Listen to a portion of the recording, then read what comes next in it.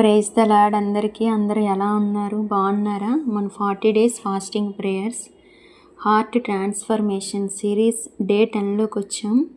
Theme వచ్చేసి క్షమించే హృదయం, విడుదల మార్గం. క్షమించే హృదయం మనము కలిగి ఉండాలి. ఎందుకంటే మన తండ్రి ఏ రీతిగా మన పాపములను క్షమించారో మనం కూడా ఒకరి పట్ల ఒకరము క్షమించే మనస్సు మనం కలిగి ఉండాలి. వాక్యం ఎఫెసీలు 4:32 ఒకని ఎడల ఒకడు దయ కలిగి కరుణా హృదయులై క్రీస్తునందు దేవుడు మిమ్మును క్షమించిన ప్రకారము మీరును ఒకరినొకరు క్షమించుడి. ఈ డే 10లో మనం చాలా గంభీరమైన విషయాన్ని చూసుకుందాం. క్షమించే హృదయం.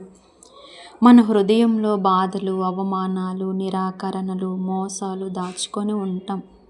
ఎవరో మనకు అన్యాయం చేశారు, ఎవరో మన మనసును గాయపరిచారు, ఎవరో మనపై అర్థం లేకుండా మాట్లాడారు. మనం బయటకు మర్చిపోయినట్లు కనిపిస్తాం, కానీ లోపల మన హృదయం ఇంకా ఆ బంధకంలోనే ఉంటుంది. క్షమించకపోతే ఏమవుతుందో తెలుసా? మన హృదయం అనేది కఠినమైపోతుంది. మన ప్రార్థనలు భారంగా మారుతాయి. మనకు మనశ్శాంతి అనేది రోజు రోజుకి తగ్గిపోతుంది. మన ఆనందం తగ్గిపోతుంది.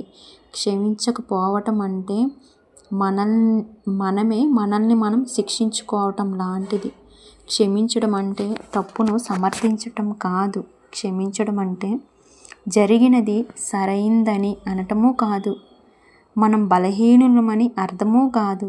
వారి తప్పును సమర్థించటం అనేది అసలే కాదు. క్షమించడం అంటే ఆ బాధను దేవుని చేతుల్లో పెట్టడమే. ఎందుకు క్షమించాలి? ఒక వ్యక్తినైనా ఎవరినైనా మనం ఎందుకు క్షమించాలి అంటే, దేవుడు మన పాపాలను ఎన్నిసార్లు క్షమించాడు. మనము తప్పు చేసినప్పుడల్లా ఆయన మనల్ని వదిలిపెట్టలేదు. మనకు క్షమించబడిన హృదయం ఉంటే మనము కూడా క్షమించే హృదయాన్ని కలిగి ఉండాలి. ఈరోజు ఆత్మ పరిశీలన మనం చేసుకున్నట్లయితే, నేను ఇంకా ఎవరినైనా మనసులో పెట్టుకున్నానా? ఎవరి పేరైనా వింటే నా హృదయం కఠినంగా మారుతుందా? గతము ఇంకా నన్ను వెంటాడుతున్నదా?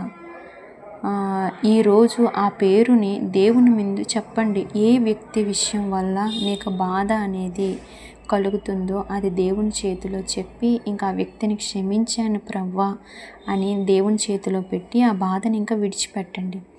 ఈ లిరిక్ విందాం. నిజమే, మన అపరాధములు యేసయ్యకి చెప్పటం వల్ల ఆయన కృప చూపి మనల్ని అన్ని వాటి నుంచి క్షమించారు.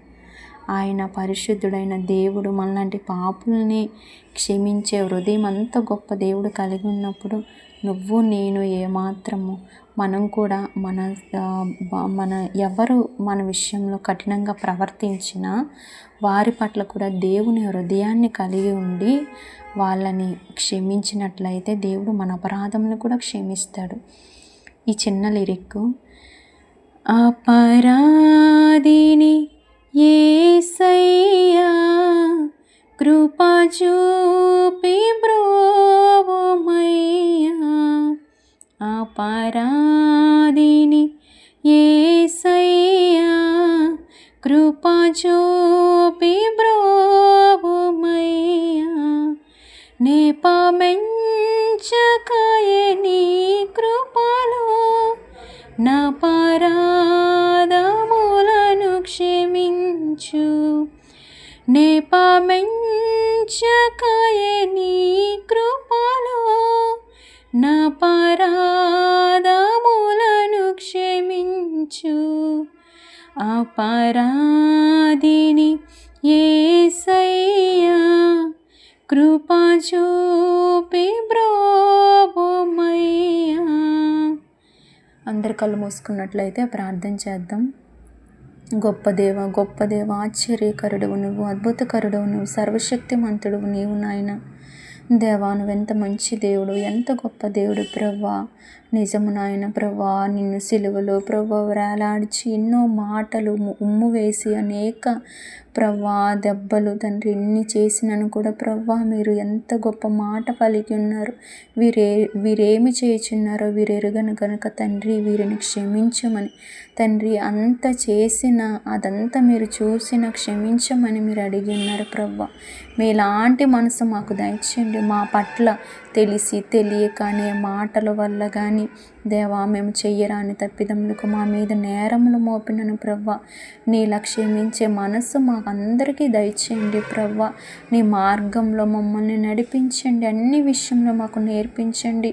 ఈ తండ్రి ఈ డే 10 విషయం ఈ రోజు వరకు ప్రభు ఇన్ని దినములు మమ్మల్ని కాచి దాచి కాపాడిన విధానమును బట్టి నీకు కృతజ్ఞతాస్తోత్రం. ఇంకా మిగిలిన 30 రోజులు కూడా ప్రవ్వా నీ నామానికి మహిమకరంగా మేము తండ్రి పని తండ్రి ఆరంభము కంటే తండ్రి అంతము ముఖ్యం అన్నట్టు ప్రభు మా ఉపవాస ప్రార్థనలు నీకు తండ్రి ఇష్టమైన వాటిగా అన్నిటినీ మాలో విడిచిపెట్టి ఏవైతే మేము పొందుకోవాలందు పొందుకొనే ఈ మార్గంలో మమ్మల్ని నడిపించి నీ నామాన్ని ఘనపరుచుకొని తండ్రి నీ బిడలుగా మమ్మల్ని మార్చమని ప్రవ్వా అన్నీ నీ చేతికి అప్పగించుకుంటూ ఒకని ఎల్ల ఒకరు దయ కలిగిన జీవితాలు మాకు దయచేయమని ప్రార్థన నజరేయుడైన యేసుక్రీస్తు నామములో ప్రార్థించి అడిగి వేడుకొంచున్నాను నా పరలోకపు తండ్రి.